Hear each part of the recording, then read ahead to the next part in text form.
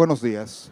A nombre de la Feria Internacional del Libro Universitario, me da mucho gusto darles la bienvenida a esta primera emisión de La Caja de Pandora, una nueva producción cultural de TLV en la que en cada episodio juntaremos a un panel para discutir un tema relacionado con las artes y la cultura, un tema de interés masivo y sobre todo de relevancia social. En esta primera ocasión, para aprovechar el marco magnífico de la FILU, hablaremos de un tema muy amplio, quizá inabarcable, pero que yo creo que nos congrega con mucha felicidad: la literatura hispanoamericana posterior a García Márquez. Yo creo que es un hecho en el que podemos estar de acuerdo sin mayor debate, que al menos 2 o 3 obras, 2 o 3 novelas de García Márquez son cumbres de nuestra narrativa, pero también podemos decir, quizás sin mayor debate, que la sombra de Gabo se extendió mucho en el continente en términos de influencia, de estilo, quizá incluso, ¿por qué no decirlo?, de afán de imitación. Hace un segundo decíamos que si no, esa sombra también se proyectó sobre el mundo anglo-indio, por ejemplo. Vamos a tratar de poner los puntos sobre las íes de las tinieblas, y para esto nos acompañan 2 escritores colombianos.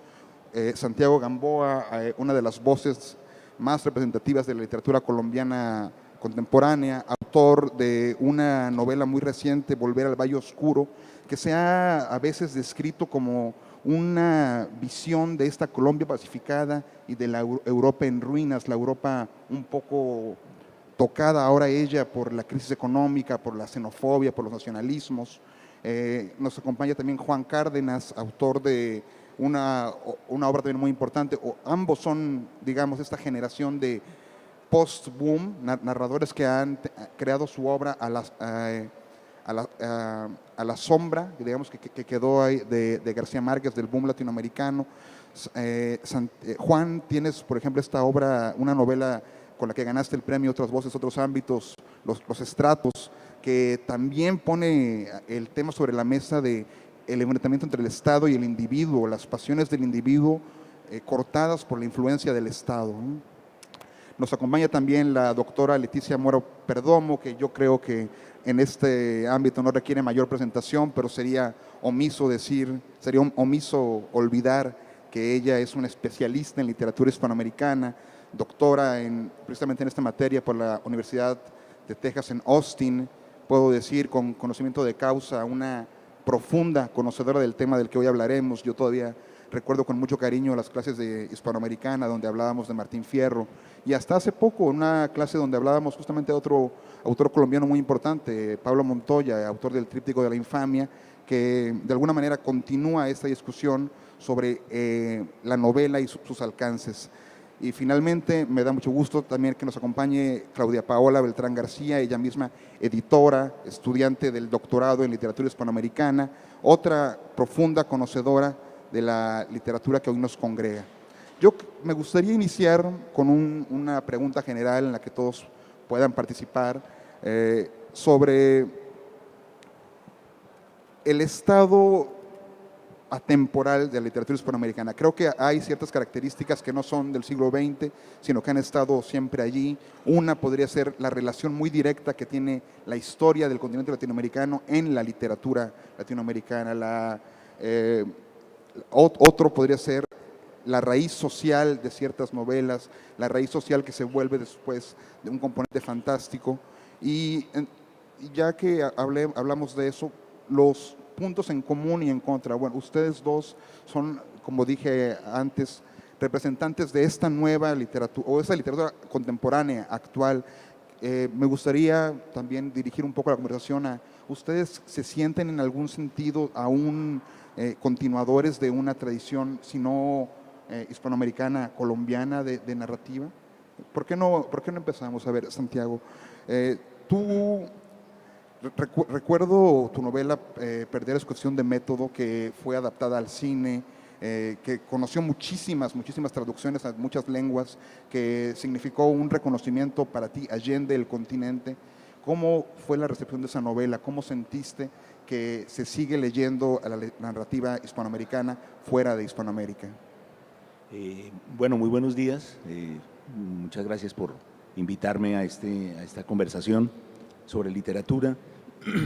Yo pienso que, digamos, la literatura que comenzó a escribirse después del boom en América Latina tiene una grandísima diferencia con la anterior, y es que ya cuando yo me incorporé un poco al mundo de las publicaciones como escritor, ya en ese momento no existía la imagen casi como imagen de marca de literatura latinoamericana. Existían, sí, muchos escritores en todos los países de América Latina escribiendo cosas muy diferentes entre sí, pero no existía como esa concepción digamos, del siglo XX, del boom latinoamericano, encabezados por García Márquez, Cortázar, Vargas Llosa y Carlos Fuentes, y con otros círculos, digamos, concéntricos de autores, en donde todos formaban parte de algo que se llamaba literatura latinoamericana, y esa literatura latinoamericana era como una imagen que se proyectaba sobre todos los países y que de algún modo a los lectores les servía de guía como una referencia de excelencia. Cuando yo empecé a publicar a finales de los años 90 y después empecé a publicar también fuera de mi país, de Colombia, en América Latina y después también en Europa y en fin, en otros países, yo sentía que lo primero que se pedía de mí era responder un poco a los cánones del boom. Muchas veces, recuerdo una vez en Italia, una editorial rechazó un libro mío diciendo que mi escritura era muy europea. ¿Qué me estaban diciendo con eso? Me estaban diciendo no se parece a García Márquez. Pero en fin, eso también cambió y poco a poco los editores y los lectores de otros países empezaron a leer a los autores que les interesaron y a publicarlos.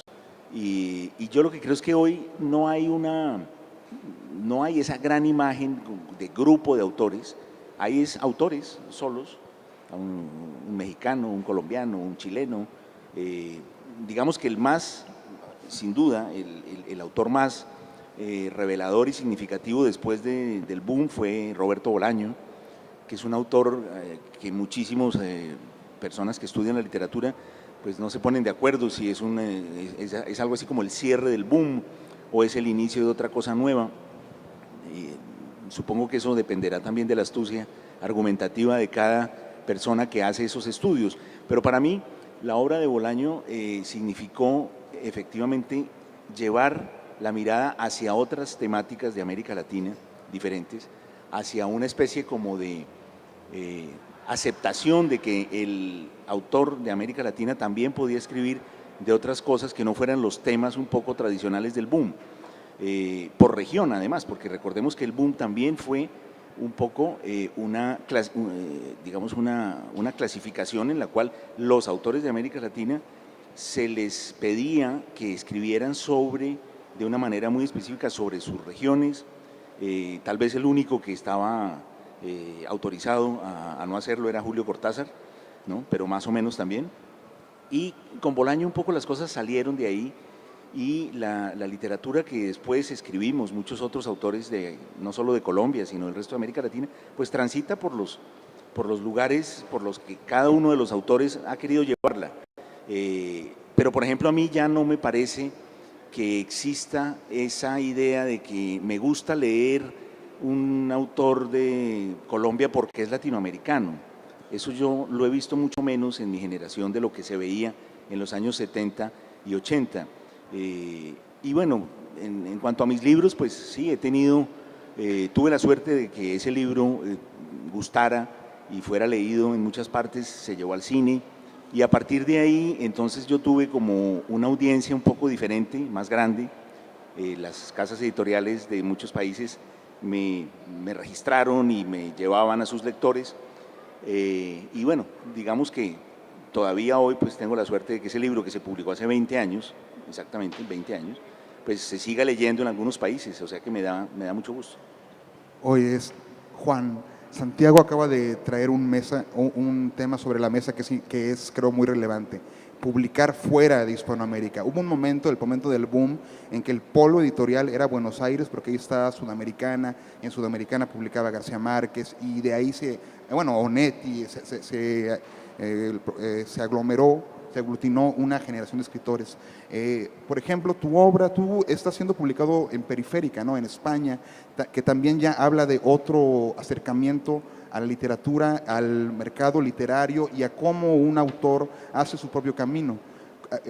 digamos el caso de Los Estratos, una novela que también, como Perder es cuestión de método, una novela que recibió muy buenas críticas, que fue premiada, que te hizo, digamos, aparecer en un mapa, aparte del mapa hispanoamericano. Buenos días a todos, gracias por estar aquí con nosotros y a gente de la organización por invitarme. Sí, mira, yo creo que Santiago estaba tocando ahora un tema que era para mí crucial, que es esta especie como de reparto geopolítico de las labores de la literatura latinoamericana, ¿no? O sea, creo que eso fue una herencia pesada del boom. Yo creo que más que esa supuesta sombra o lo que sea de García Márquez, que yo creo que hace ya mucho que eso dejó de tener peso. Yo creo que tiene peso para el periodismo cultural y otras esferas que se encargan un poco como de organizar externamente los relatos, pero para los propios creadores hace mucho que eso no tiene el peso, la relevancia o incluso como el acoso, digamos, permanente, ¿no? Eso desapareció hace mucho tiempo. Pero sí me parece importante este tema que tocó Santiago de lo de, más o menos desde hace un tiempo se nos reparten tareas. Entonces yo he tenido estas conversaciones con agentes europeos que dicen, no, es que si tú eres colombiano o venezolano o peruano, nos queda muy difícil venderte como autor, digamos, de libros experimentales o de vanguardia, ¿no? Porque ya existe la idea de que nosotros solo... No, es que mira, ¿qué fue lo otro colombiano que tuvo éxito? No, acaban de vendernos una de Vallejo, bueno, pobre Vallejo, casi no tanto, pero acaban de vendernos una de Juan Gabriel Vázquez, por ejemplo, sobre la historia, no sé qué, y otra de no sé quién, ¿me entiendes? Entonces ya hay como unos temas, unas formas de hacer que están como establecidas. Ahora, yo creo que eso ha tendido a romperse por otro lado también en gran medida, y esto también estoy citando el chiste de otro amigo agente que decía que los europeos descubrieron que tenemos intimidad y subjetividades, no más allá de que seamos, no sé, narcos, carniceros, etcétera, o personajes así del bajo fondo. Sí, entonces yo creo que eso explica en cierto modo cosas que a la gente le parecen sorprendentes, como el éxito internacional de los libros de, por ejemplo, Alejandro Zambra, ¿no? Que son libros que están tocando como unos ámbitos de la intimidad y de repente la gente descubre, anda, pero si en América Latina también tienen estas vidas y estos problemas, ¿no? Es como, sí, obvio, ¿no? Y evidentemente quien conoce la tradición latinoamericana a fondo, más allá de el mascarón de proa que fue el boom, sabe que esos espacios, que esas discusiones, que esas estéticas estaban allí hace más de un siglo. Es decir, eso está allí flotando en la tradición latinoamericana hace un montón, y quizás lo que ha ocurrido en las generaciones recientes en América Latina es que hemos sabido leer con más detenimiento, con más astucia y con un poco más de profundidad y rigor la propia tradición latinoamericana. Es decir, eso es una cosa que yo creo que ha venido ocurriendo y lo veo también en mis propios compañeros de generación, ¿no? Gente que tiene una aproximación a la propia tradición latinoamericana muy distinta a la que pudiera haber hace 30 años aquí en el continente. Nos leemos más de lo que parece. Un escritor brasileño o una escritora argentina o mexicana de los 40 de repente tiene, no sé, piensen en Josefina Vicens y lo que de repente Josefina Vicens se convierte como en una referencia o casi como en un código secreto para absolutamente todos nosotros, ¿no? Para los escritores de nuestra generación. Entonces, y casos como este hay un montón, ¿no? Elizondo sería otro, Sara Gallardo, una escritora argentina, la propia Clarice Lispector. Es decir, hay como toda una circulación de autores que estaban ahí en la tradición haciendo cosas formidables antes o durante la parranda del boom, ¿no? Entonces, no sé si me desvié de la pregunta, pero en No, fin. mire, me interesa mucho lo que acabas de decir, Juan, porque esta heterogeneidad continental de la que hablas, sin duda que es un tema que debe estar muy estudiado y muy visto desde la academia, ¿no, doctora? Y pese a ello, pese a que en efecto uno puede advertir que la literatura transita por caminos de creación personal, que ya no estamos escribiendo la gran novela latinoamericana, la gran novela peruana, la gran novela colombiana, sí hay, o creo que puede haber situaciones de coincidencia, digamos, en el área andina, el área rioplatense. Quizá, digo, es por cuestiones lógicas de entender, pero la propia literatura brasileña entre sí va a tener un diálogo interno que, bueno, o sea, no me imagino a un autor fuera de Brasil escribiendo sobre la dictadura brasileña, ¿no? Y aún así, aún en estos caminos de creación muy personal, como Sara Gallardo, como Pablo Montoya, como el grandísimo Rubén Fonseca, que también tiene novelas como esta de Agosto, que habla sobre el golpe de Estado que le dan a Getúlio Vargas. También la literatura post-boom, la literatura que nos toca a nosotros como época, sigue teniendo algunos puntos en común históricamente unidos y la paradoja está ahí, ya lo dijeron Santiago y Juan. La creación es totalmente libre, es individual y en muchos sentidos ya ha dejado la sombra del boom, ¿no? Bueno, yo creo que persiste de cierta manera la sombra del boom en el sentido de que abrió las puertas, como Santiago ha afirmado, las puertas de la literatura hacia el mundo, pero ahora nos encontramos en una ecología cultural, si ustedes me permiten la palabra, muy, muy distinta. Y es lo que ya mencionaban, por ejemplo, las editoriales nacionales no nada más son ellas las que están publicando los libros, sino que también las editoriales transnacionales son las que dominan gran parte del mercado en América Latina y también tenemos ahí escritores muy, muy diversos. Yo creo, por ejemplo, que en Colombia, que es donde se está haciendo ahora una novela muy innovadora, quizá la sombra de García Márquez todavía persiste y decíamos hace rato, por ejemplo, Roberto Burgos Cantor es un escritor de una gran plasticidad y de cierta manera muy diferente a García Márquez, pero hay algo ahí todavía, esta propuesta del lenguaje o de la novela en sí, como todavía la expresión de una problemática nacional.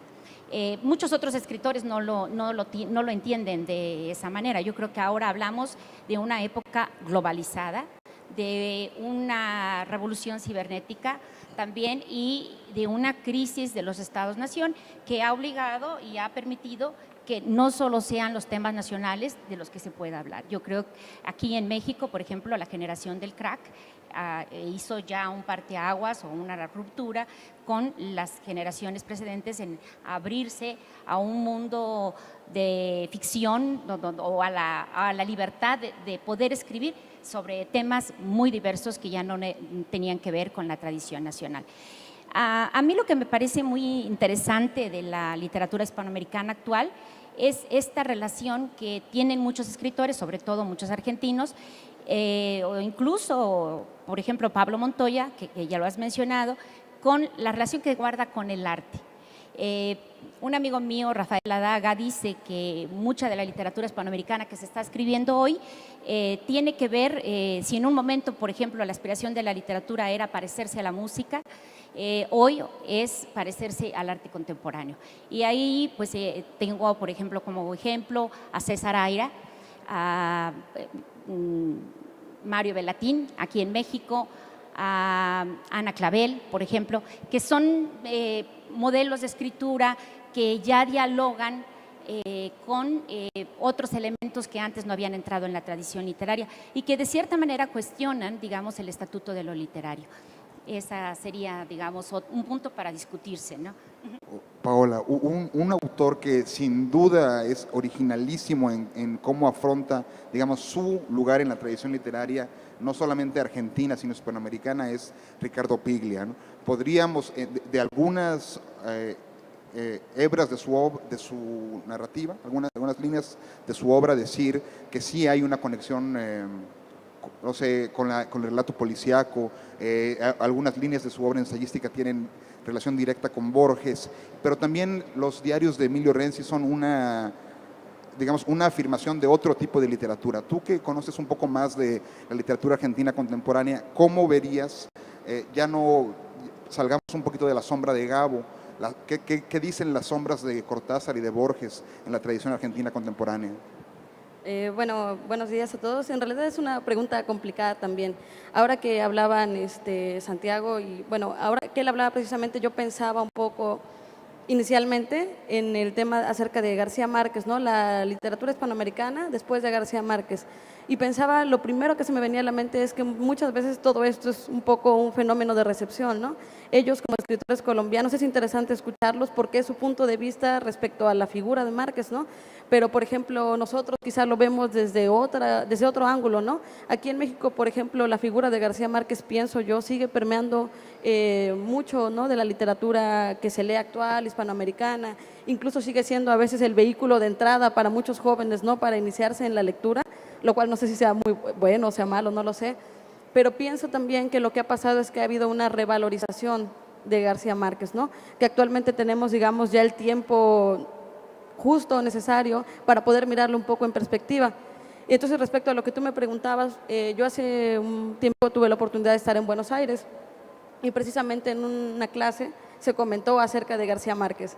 Y recuerdo muy bien, no sé si debería decirlo, pero lo voy a decir, que el profesor dijo así, de García Márquez no vamos a hablar porque García Márquez es grasa. Que entiendo que en términos de Buenos Aires eso significaba que era como algo ya secundario, ¿no? Y él decía Grasa que, bueno, es naco, bueno. traducido al mexicano. Grasa sería naco. Ah, bien. Y yo no lo sabía, ¿no? Yo me quedé pensando y pregunté a un compañero y me dijo algo parecido, ¿no? Pero había muchos colombianos en la clase que precisamente, bueno, no sé si lo defendieron, pero hablaron precisamente de ese sentimiento que a lo mejor sigue generando García Márquez, ¿no? En la gente o el sentimiento nacional, no sé cómo decirlo, ¿no? Entonces, precisamente, si yo lo veo desde aquí y lo veo desde la oportunidad que tuve de estar en Buenos Aires, creo que García Márquez sigue siendo, ¿no? Una figura importante, pero también ha servido para ver de qué cosas los escritores quieren alejarse, ¿no? Y qué cosas continúan, cuáles cosas quieren preservar, ¿no? Ahora pensaba también en lo que decía Santiago de que durante todo este tiempo del boom había otros escritores, ¿no? Y recordaba un libro de José Donoso que se llama Mi historia personal del boom, donde él decía que, bueno, él quería entrar, ¿no? Él quería ser parte del boom, pero no lo aceptaban, no lo dejaban o no tenía, ¿no? Las armas necesarias. Y entonces pensaba que siempre ha habido, a la par de estos escritores, corrientes alternas, ¿no? De escritores de la misma época, de los mismos años, con estéticas completamente diferentes y que no se correspondían muchas veces con las del boom. Y por ejemplo, ahí está Piglia. Piglia es un escritor contemporáneo, pero escribe desde hace cuánto, ¿no? Y a lo mejor tampoco se acerca y a veces sí se acerca, no lo sé, ¿no? Hay muchas corrientes alternas por las cuales va la literatura hispanoamericana que no han sido también, o no solo son el boom. Bueno, yo quiero decir algo. A mí, de cierta manera, agradezco que ya no haya poéticas aglutinantes como la del boom, porque también eso condicionó la recepción de la literatura hispanoamericana a nivel internacional, y todo lo que no era violencia, todo lo que no era dictadores, pues como que no caía dentro de la literatura hispanoamericana, había como un vacío ahí. Y efectivamente, a la par del boom, por ejemplo, estaba Juan José Saer, estaba Sara Gallardo, estaban otros escritores que estaban publicando, y que quizá también ahí se debe a un problema de recepción, como dice Paula, pero también de recepción de la academia. Y ahí es donde yo pongo, por ejemplo, la recepción que tiene ahora Ulises Carrión, que no tuvo en su momento porque era un escritor que no podía ser leído con los cánones o con los parámetros que en ese momento dominaban o daban valor o otorgaban valor a lo literario. Ahí también está la otra parte de Cortázar, por ejemplo, y la revaloración y la republicación de todos sus libros hoy en día. Hablo de todos estos libros donde aparecen imágenes, ¿no? De estos que en ese momento se llamaron álbumes, almanaques, divertimentos cortasarianos, ¿no? Pero que implica una revaloración y una amplitud al campo de lo literario que no se había dado antes, y que en ese sentido pues hay que agradecerlo.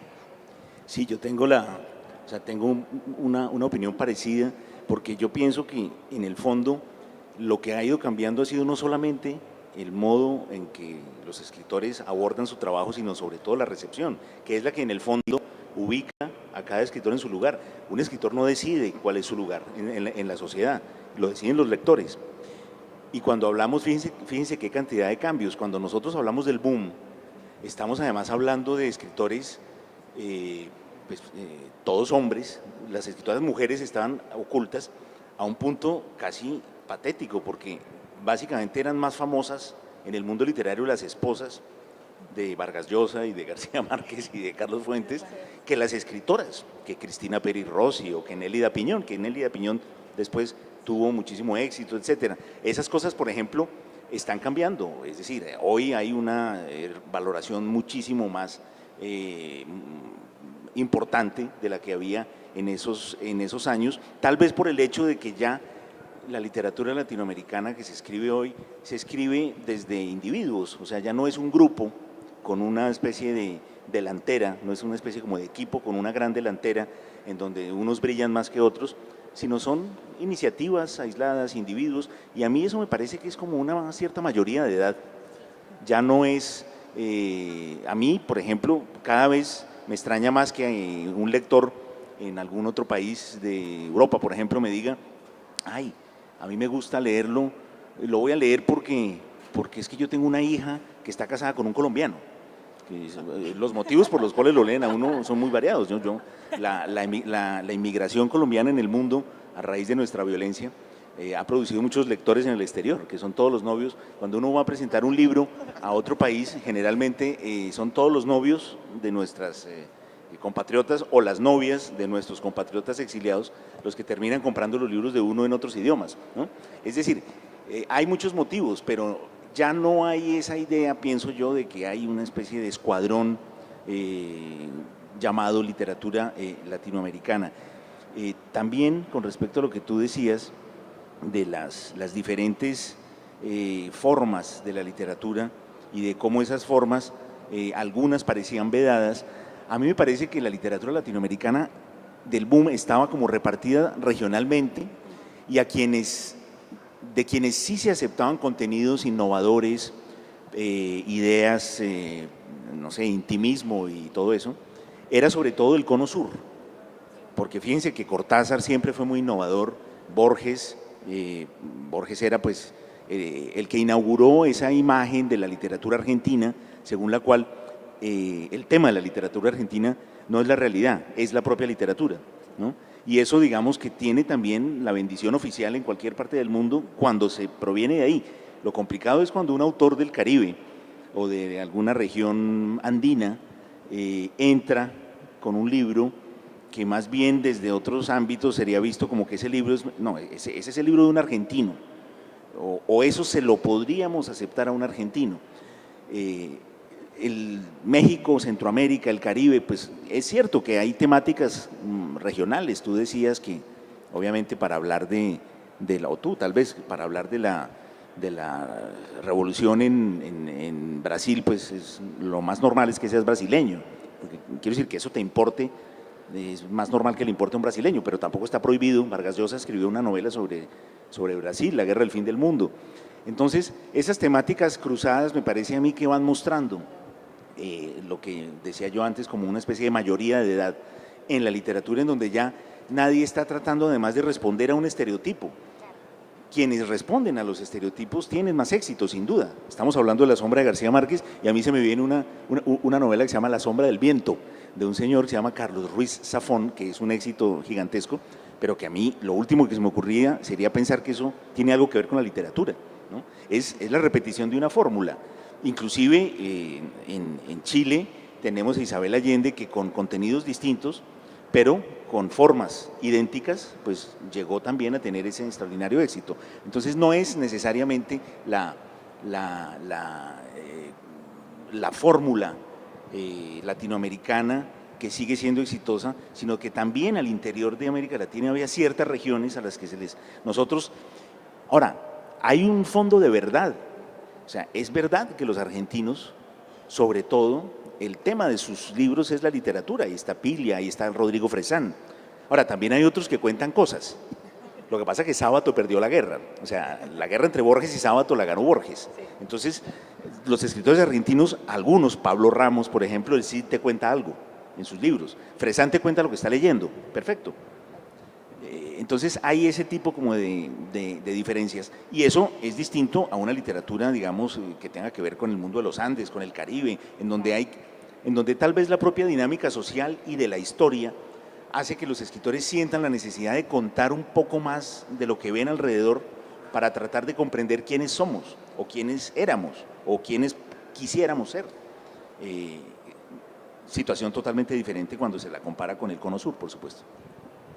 Yo creo que aquí, Juan, te quería preguntar algo de lo que acaba de decir Santiago.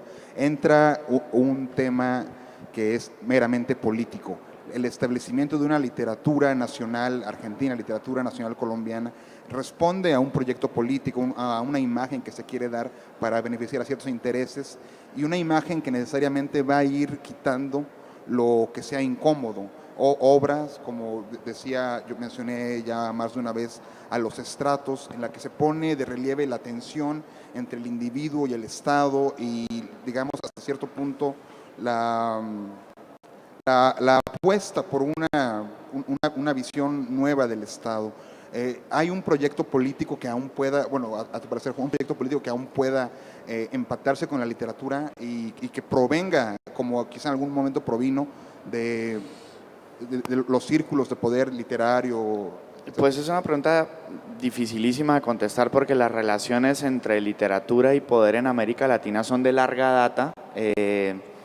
Efectivamente, desde sus propios inicios, el proyecto de la literatura nacional estaba ligado en cierta medida al proyecto patriótico, al proyecto de construcción de nación, de una serie de imaginarios, etcétera. Eso es así. Hay un libro cuyas tesis de todas maneras no comparto, pero que me parece un buen lugar de discusión, que se llama Ficciones Fundacionales de Sommer, de Doris Sommer. Y es un gran espacio de discusión donde ves perfectamente la literatura del 19 haciendo ese papel, ¿no? Como de creando estos imaginarios del Estado-Nación incipiente en ese momento en América Latina. De ahí en adelante, obviamente, las relaciones y, por supuesto, dependiendo de cada contexto, van cambiando, van adquiriendo matices, pero es una relación de larga data y costaría realmente muchísimo identificar cómo está funcionando esa relación, que yo creo que sigue funcionando entre literatura y poder, sigue vigente. Lo que pasa es que la naturaleza y la cara del poder misma ha cambiado por este fenómeno que ustedes mismas están mencionando, que es esta crisis de los estados-nación. Y obviamente de la mano del avance al menos hasta 2008 imparable de cierta ideología neoliberal, ¿no? De privatizaciones, etcétera, todo el recetario que ya conocemos. Y a mí, precisamente a raíz de eso, por eso me haría un matiz, estoy completamente de acuerdo que ya no está esa superdelantera o esa idea como de grupo como con supuestamente unos lineamientos estéticos compartidos, cosa que es muy difícil de afirmar respecto al boom, pero bueno, digamos, ya no existe esa construcción de grupo, es verdad. Están estos individuos, pero yo también enmarcaría esa idea de lo individual precisamente en el resquebrajamiento de estos proyectos nacionales y en la suplantación de ese proyecto por la estética neoliberal. Cuando tú mencionabas hace un poco a lo del crack, y yo me acordaba también de Macondo, que fue más importante para el Cono Sur o pues para Sudamérica, tuvo más influjo lo de Macondo que lo de crack, pero fue más o menos movimientos contemporáneos. Y sí, con Fuguet, ¿no? Que Fuguet fue el antologador. Es gracioso porque en esos manifiestos precisamente se criticaba la idea de, bueno, ya no vamos a hablar sobre esos temas un poco como rupestres, primitivos y ya dejados atrás, ¿no?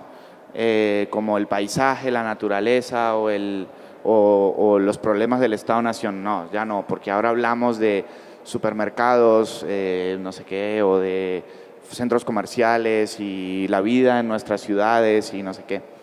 Eso, por supuesto, quizás en su momento, en ese preciso instante en que se dio, quizás tuvo un efecto en cierto modo saludable. Habría que remover un poco la cosa y por lo menos poner una serie de cuestiones sobre la mesa, pero me parece que eso afectó negativamente el relato o digamos la historiografía de la literatura hispanoamericana. Parecía que de repente o cierta idea de cosmopolitismo por fin había llegado, ¿no? Y resulta que estas son unas discusiones del siglo XIX, es decir, cuando uno va a ver de qué está hablando Rubén Darío o cuando uno lee un texto fundamental de la literatura hispanoamericana como de Sobremesa, que es la novela de Silva, uno se da cuenta de que las mismas discusiones sobre problema de la construcción nacional, lo local y lo cosmopolita están completamente imbricados ya y de un modo muy sofisticado en la discusión de la literatura hispanoamericana del siglo XIX, con lo cual esta nueva pirotecnia cíclica de no, ahora sí, por fin salimos al mundo, es una reverenda estupidez y un acto de desmemoria, ¿no? La literatura hispanoamericana tiene este problema desde su propia aparición en el siglo XIX con nuestros estados-nación. Entonces, yo creo que también es importante no perder el gran arco de tiempo. Creo que los pequeños escandalillos puntuales que se hacen y sobre todo muy dirigidos por el mercado en las últimas décadas tienden a opacar ese gran arco histórico que es decir, que no te permite dimensionar realmente la naturaleza de los problemas. Entonces, bueno, no sé, ya no me quiero enrollar más, pero les cedo la palabra. Déjame hacer un comentario porque es que me parece muy interesante lo que dice Juan sobre esas dos antologías, pero yo creo que hay una gran diferencia, lo digo porque yo estoy en la antología Macondo, y es que la de Macondo es una antología, no es un manifiesto. Lo que pasa es que el manifiesto Crack fue como tan fuerte que inmediatamente se tomó el otro también como un manifiesto, pero en realidad quien escribió el prólogo que ha traído muchísimos problemas, nos ha traído a los antologados, es el señor Alberto Fuguet, y nadie de los que estábamos presentes en esa antología siquiera leyó ese prólogo antes de ser publicado. Por lo tanto, no, de Macondo, de Macondo. Hablo de Macondo, es decir, en Macondo ellos invitan a una serie de autores que habían publicado libros recientemente que ellos consideraban que eran como diferentes a lo que era la temática clásica del boom. Yo había publicado una novela muy olvidada, incluso por mí, que se llama Páginas de Vuelta, que era mi primera novela. Esa novela llegó a Chile, seguramente en el maletín de alguien, y terminaron leyéndola, y por eso me invitaron a esa antología, pues estamos hablando de una época en la que todavía no había correos electrónicos, no había nada de eso. Entonces me pidieron un cuento, yo mandé el cuento, y no volví a saber nada hasta el día de la publicación del libro. Y en España, cuando fue acompañada por un texto de Ignacio Echavarría, en donde básicamente no dejaba títere con cabeza. Yo tuve suerte en el último capítulo, a mí me salvó, pero era por esa provocadora imagen que describe Juan, dada por Fuguet, pero eso representaba las ideas de Fuguet, a diferencia del Crack, que además son del mismo año, del 96, el Crack y Macondo, en donde sí era una intención grupal, donde sí se reunieron, no sé, 6, 8, los que fueran, y se pusieron de acuerdo punto por punto en lo que es un verdadero manifiesto al estilo francés, al estilo de los manifiestos franceses, clásicos, etcétera, ¿no? A mí, por ejemplo, ese tipo de cosas yo hoy no me sentaría, me parece la cosa más difícil, me parece más fácil hacer un proceso de paz que poner de acuerdo a 5 escritores. Sí, estoy de acuerdo. Lo que pasa es que yo hablaba también del efecto, no tanto de la intención. Sí, de la recepción. Claro, finalmente. De cómo fue tomado de esa manera. Sí. Claro. Bueno, yo quiero decir algo. Yo creo que Juan tiene mucha razón. Efectivamente, la polémica entre nacionalistas y cosmopolitas es vieja y se recicla y toma nuevos matices, pero está ahí.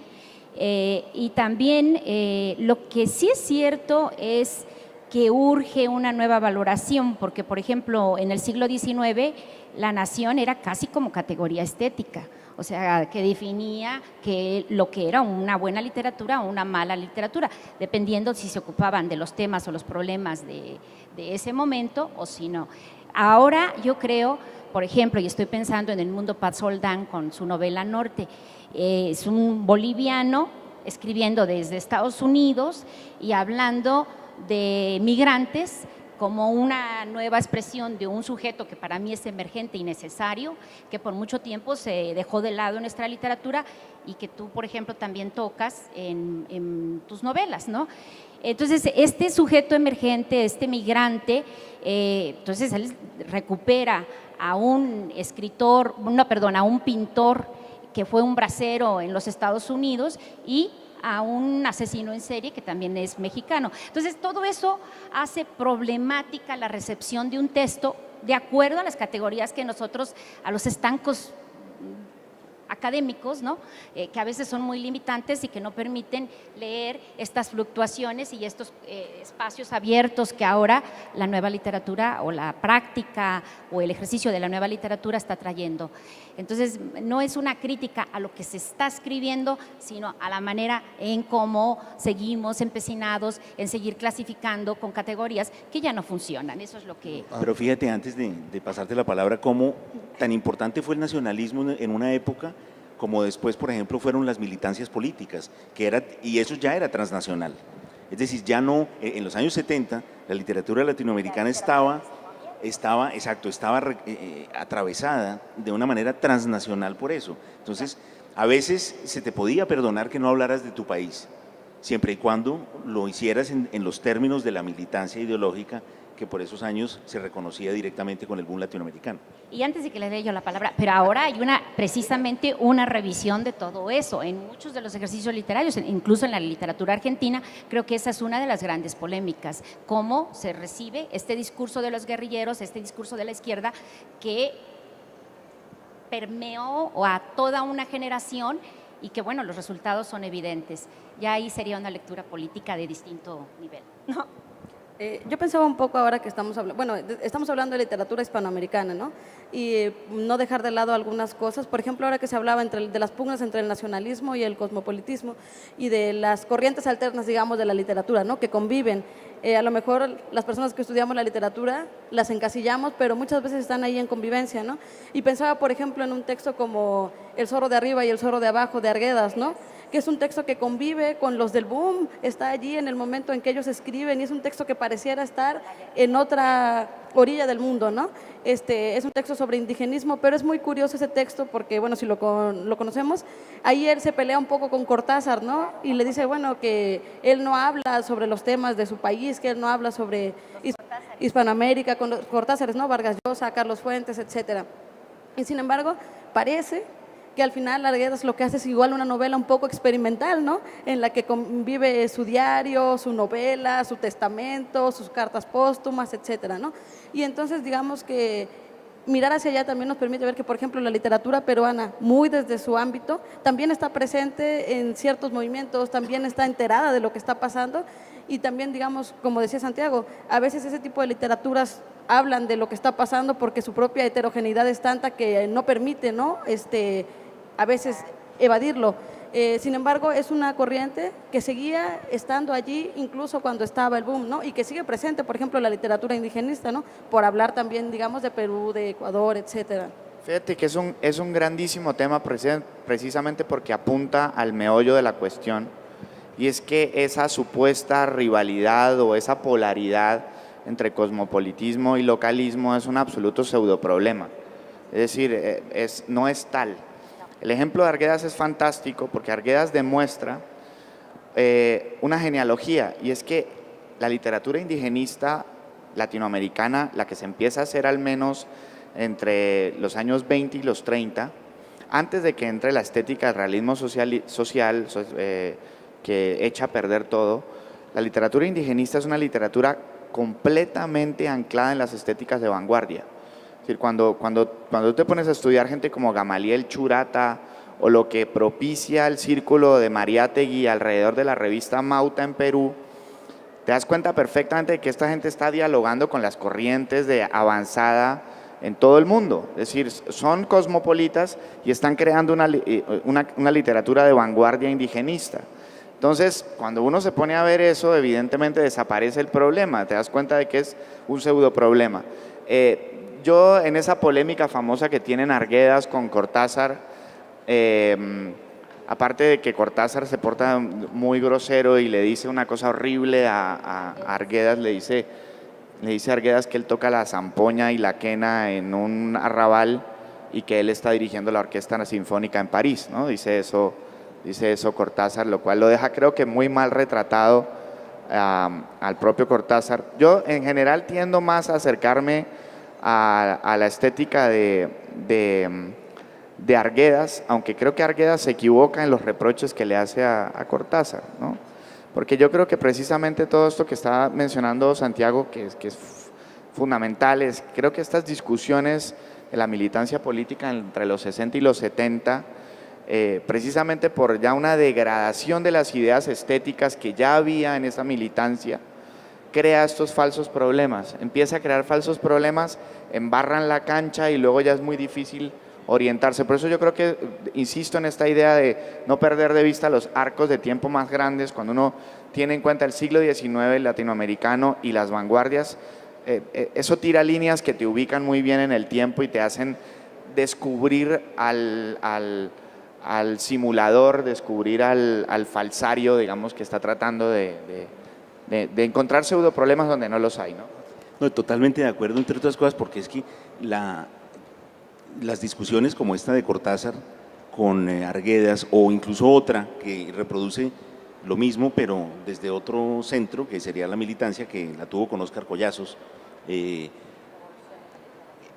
hace referencia a algo que aparentemente por esos años era muy importante, pero que a mí me parece de una banalidad absoluta, que era ya, como dicen ustedes aquí en México tan hermosamente, ya no nada más sobre el hecho de si en tu obra había tales o cuales elementos, sino incluso de algo tan elemental como el lugar donde vivías.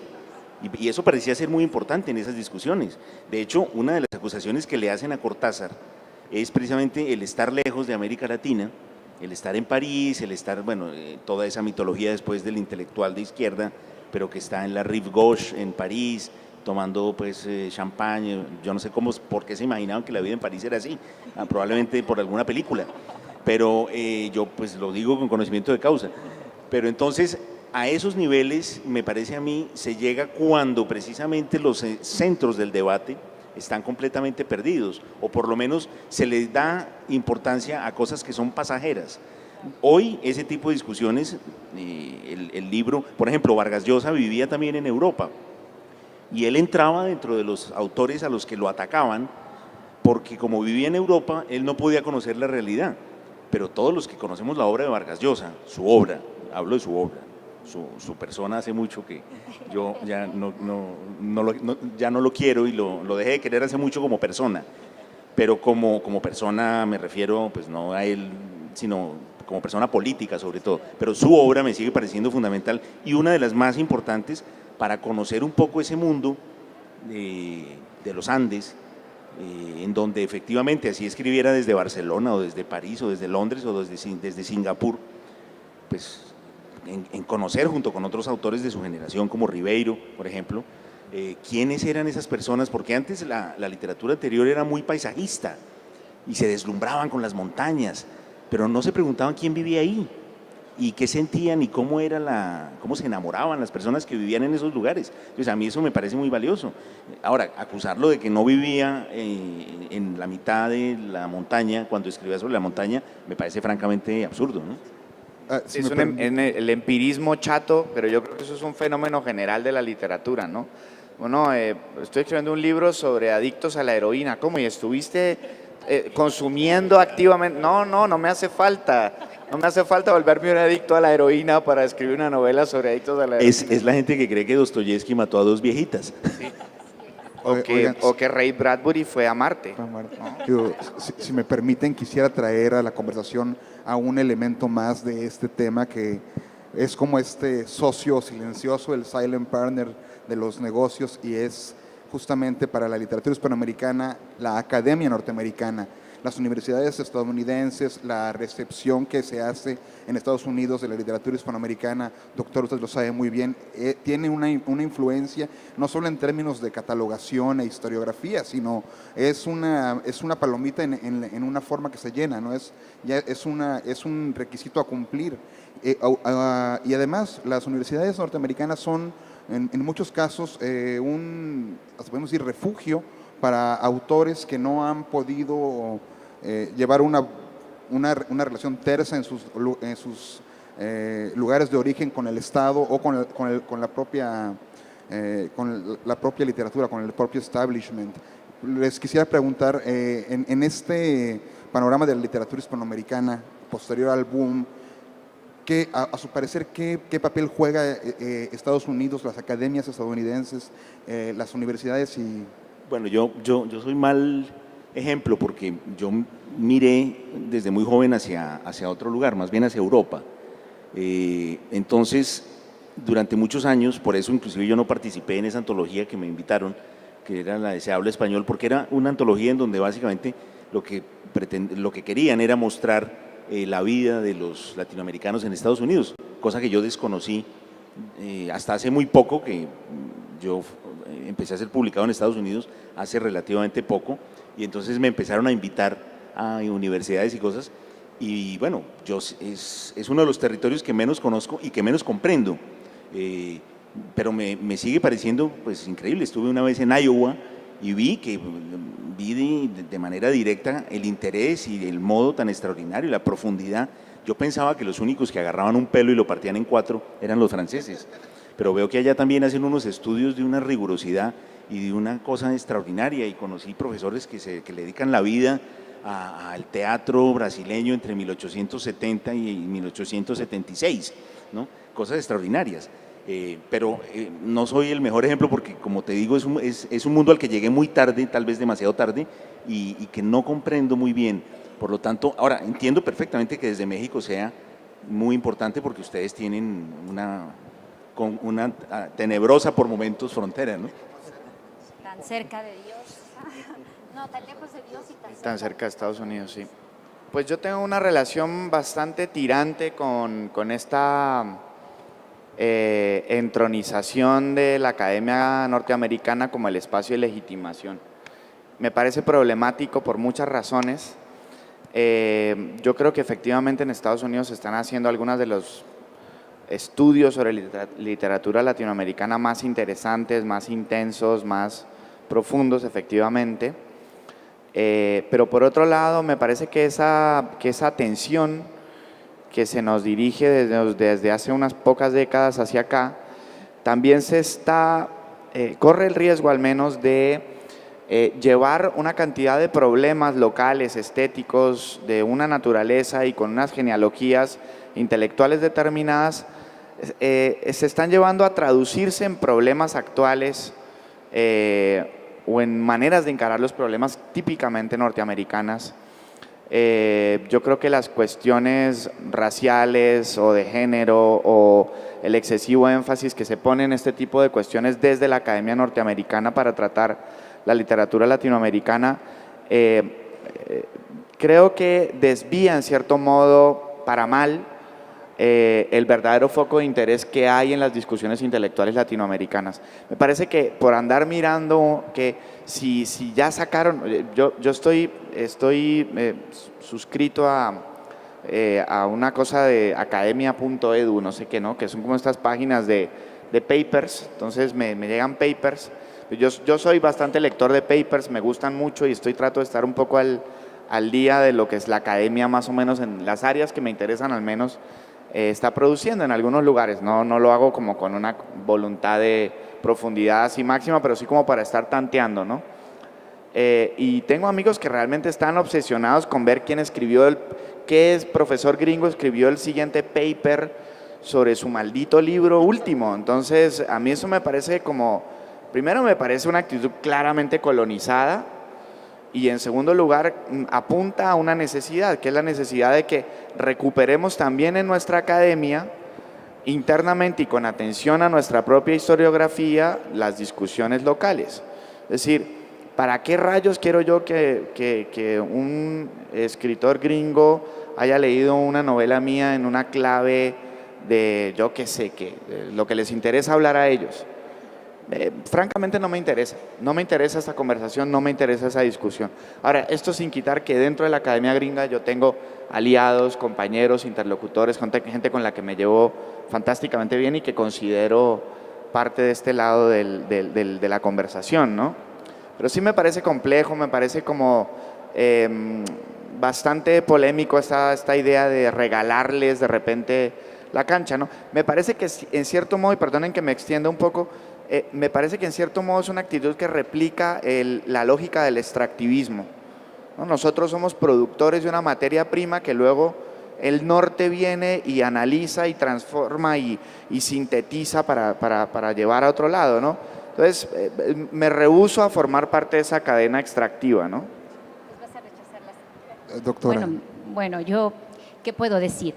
Efectivamente son dinámicas de poder y efectivamente la academia juega parte del sistema de ratificación de escritores, las tesis, lo que uno incluye en los programas de estudio, todo esto forma parte de la canonización de ciertos escritores. Ahora bien, yo estudié en Estados Unidos y ciertamente también reconozco el papel ideológico de la educación. Ahora bien, en Estados Unidos los departamentos de español, como en Francia, como en Inglaterra, donde he tenido también oportunidad de enseñar, están llenos de inmigrantes latinoamericanos que por una u otra razón hemos terminado ahí. Entonces enseñé por 20 años en la Academia de los Estados Unidos y más que, digamos, lo que yo quisiera resaltar de los Estados Unidos es, por un lado, las excelentes bibliotecas, las excelentes, tienen muchos recursos, por lo tanto, uno puede encontrar cualquier cosa en materia de minutos, o sea, sobre cualquier escritor. Pero aparte, y ya con esto voy a cerrar mi participación ahorita, es lo que ha sido también a partir, por ejemplo, de gente muy importante como Emir Rodríguez Monegal, ¿cómo se llama? Ángel Rama, bueno, varios críticos que llegaron ahí, toda la situación, digamos, teórica de los departamentos de español cambió y la emergencia de los estudios culturales, que quizá ya desplazó, porque estábamos también colonizados por Francia y por los estudios formalistas franceses, el estructuralismo y todo esto. Ahora bien, ya nada más quiero cerrar, urge que desde América Latina pensemos nuestra literatura con nuestros propios términos, con nuestras propias categorías. En ese sentido, sí te doy la razón. Ya. Muchísimas gracias y gracias a todos los que nos acompañaron. Hemos perdido la batalla contra el tiempo, pero vendrá una edición próxima de la Caja de Pandora. Por favor, acompáñenos en TLV. Próximamente se estarán dando los horarios del siguiente programa. Muchas gracias, Santiago, Juan, doctora Leti y Claudia Paola. Gracias a ustedes.